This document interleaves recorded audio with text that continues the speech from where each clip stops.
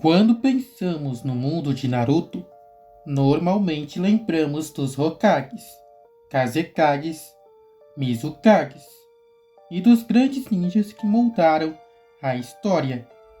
Mas existe um grupo de personagens que quase sempre fica em segundo plano, apesar de ocupar a posição mais poderosa da política mundial: os Daimyo. Enquanto os Kages comandam as aldeias ocultas, os Daimyos governam países inteiros. Eles controlam a economia, arrecadam impostos, financiam as forças militares e, em muitos casos, têm a palavra final sobre as decisões que afetam milhões de pessoas. Hoje vamos entender quem são esses governantes, qual é o seu papel político, econômico e militar, como eles surgiram dentro da história de Naruto e Boruto e quais foram as decisões mais importantes que tomaram ao longo da história do mundo ninja. O termo Daimyo vem diretamente da história japonesa. Durante o período feudal do Japão, os Daimyo eram grandes senhores feudais que controlavam extensos territórios, arrecadavam impostos, mantinham exércitos de samurais e respondiam apenas ao shogun. Masashi Kishimoto trouxe essa mesma ideia para Naruto. Mas grandes países possuem um daimyo em Naruto: o país do fogo, o país do vento, o país da água, o país da terra e o país do relâmpago. Enquanto isso, as aldeias ocultas funcionam como uma espécie de braço militar especializado desses países. Ou seja, o Hokage não governa o país do fogo. Quem governa é o Daimyo do fogo. O Hokage administra apenas Konohagakure. É uma divisão entre poder civil e poder militar. Os países funcionam quase como monarquias feudais. O daimyo controla a arrecadação de impostos, comércio nacional, diplomacia, infraestrutura, nomeação de ministros, orçamento destinados às aldeias ninjas. Já as aldeias cuidam de defesa militar, missões, espionagem, operações especiais e treinamento de ninjas. Na prática, o Hokage depende financeiramente do Daimyo. Sem o dinheiro do governo, a vila teria dificuldades para manter academias, hospitais, equipamentos, salários e infraestrutura. Por isso existe uma relação de dependência mútua. O país precisa da proteção da aldeia e a aldeia precisa do financiamento do país. Muita gente imagina que as aldeias sejam totalmente independentes. Na verdade, não são. As missões geram receita, mas essa renda não é o suficiente para manter toda a estrutura militar de uma grande vila. Os daimyos investem enormes quantias para manter quartéis, hospitais, centros de inteligência, reconstruções após guerras e pesquisa científica. Além disso, eles controlam rotas comerciais, agricultura, mineração e a economia nacional. Em Boruto, isso fica ainda mais evidente. Com o fim da Quarta Guerra Ninja, os países passaram a investir menos em conflitos e mais em desenvolvimento econômico. Tecnologia, transporte e pesquisa passaram a receber cada vez mais recursos. Essa mudança também foi incentivada pelos próprios governantes e civis. Mesmo sem serem ninjas, os daimyo possuem enorme influência militar. Eles não comandam tropas diretamente, mas decidem quanto dinheiro vai para o exército, quem será reconhecido oficialmente como Kage, quanto apoio cada vila receberá, Durante períodos de crise, essa influência ficou muito clara. Após a morte do terceiro Hokage, por exemplo, o País do Fogo precisou reconhecer oficialmente a escolha da quinta Hokage. Mais tarde, após a morte do Danzou durante a cúpula dos cinco Kages, novamente foi necessária uma reorganização política envolvendo o governo do País do Fogo. Ou seja, o Kage é escolhido dentro da estrutura ninja, mas sua autoridade também depende do reconhecimento político do governo nacional. Apesar de aparecerem pouco, os daimyos participaram de decisões fundamentais. A primeira decisão foi financiar a criação das aldeias ocultas. Quando Hashirama Senju fundou Konoha, o País do Fogo aceitou apoiar financeiramente um novo modelo militar. Sem investimento, a aldeia dificilmente teria se tornado uma potência. Segunda decisão, manter as aldeias como forças militares oficiais. Em vez de criar exércitos convencionais, os países continuaram usando ninjas como principal força de defesa. Isso consolidou o sistema das 5 grandes nações. A terceira decisão foi aprovar novos Kages.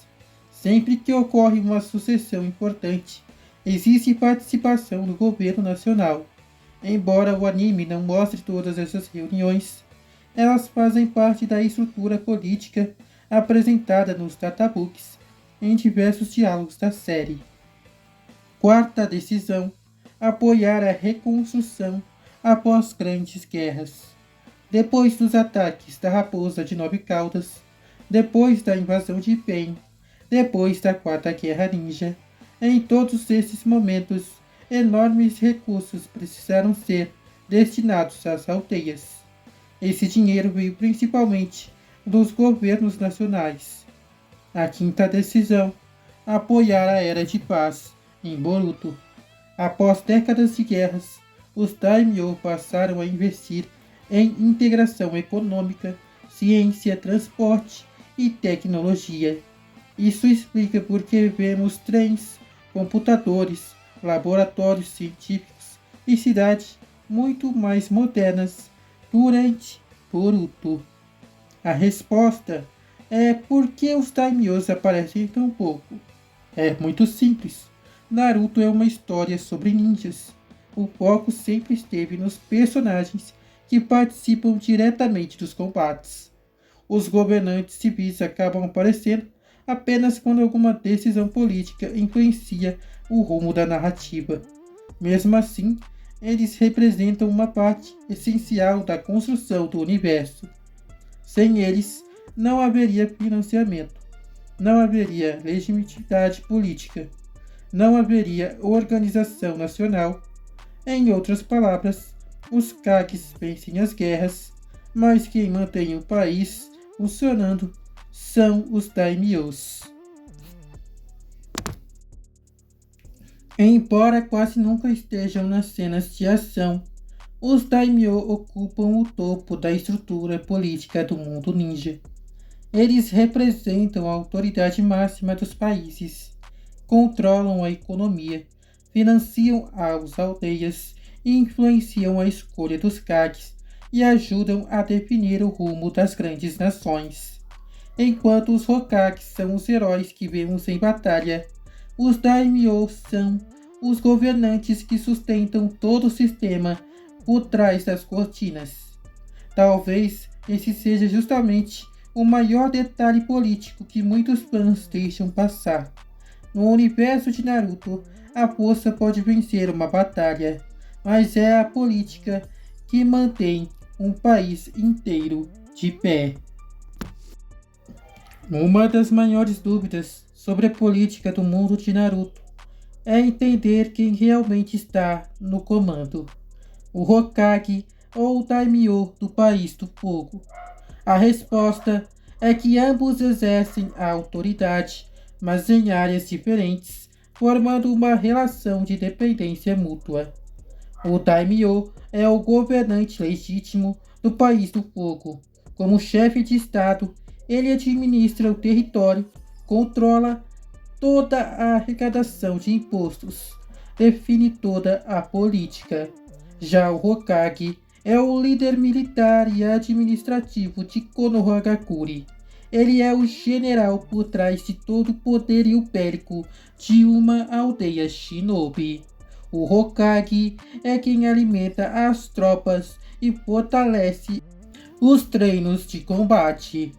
O Hokage é aquele que guia todo o batalhão para os campos de guerra. O Hokage é o líder militar, que garante toda a segurança da aldeia, tendo total responsabilidade em treinar novos shinobis, comandar missões, organizar os órgãos de inteligência e liderar as forças shinobis em tempos de guerra. Embora seja a figura mais respeitada entre os ninjas, sua autoridade está concentrada na aldeia e nas questões militares. Essa divisão cria uma relação semelhante à existente em muitos países do mundo real, onde o governo civil define as diretrizes políticas e o comando militar executa a defesa nacional. No universo de Naruto, o Hokage possui grande autonomia para tomar decisões estratégicas e operacionais, mas a vila continua fazendo parte do País do Fogo e depende do apoio político e financeiro do Daimyo. Esse apoio é fundamental para o funcionamento da aldeia. Grande parte da infraestrutura de Konoha, incluindo hospitais e centros administrativos e obras de reconstrução após grandes conflitos, é financiada com recursos do governo do País do Fogo. Além disso, em momentos de crise, como já dito antes no vídeo, como depois do ataque da raposa de 9 caudas, foram os Daimyo que usaram toda a economia da aldeia para conseguir manter que a folha voltasse aos eixos. Outro aspecto importante dessa relação, como já dito, é a sucessão do cargo de Hokage, porque são os Daimyos que escolhem os Kages. Embora a escolha normalmente seja feita dentro da própria comunidade ninja, levando em consideração a experiência, a força e a confiança da população civil. Essa nomeação precisa do reconhecimento oficial do Daimyo do País do Fogo. Sem essa aprovação política, o novo Hokage não possui legitimidade para representar oficialmente a principal força militar da nação. Esse processo fica evidente após a morte do terceiro Hokage, com a indicação de Tsunade para assumir o cargo. Sua nomeação precisou ser reconhecida pelo governo do País do Fogo.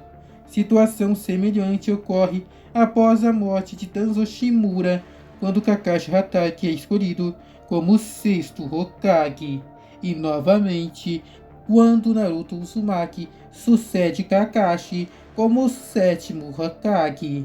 Em todos os casos, o reconhecimento do Daimyo simboliza a união entre a autoridade civil do país e a liderança militar da aldeia.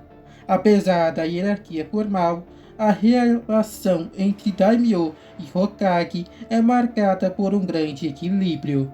O Daimyo dificilmente interfere nas decisões militares do dia a dia, pois reconhece que o Hokage possui o conhecimento técnico para lidar com ameaças, missões e estratégia de combate. Da mesma forma, o Hokage raramente interfere na administração política ou econômica do país, respeitando a autoridade do governante civil.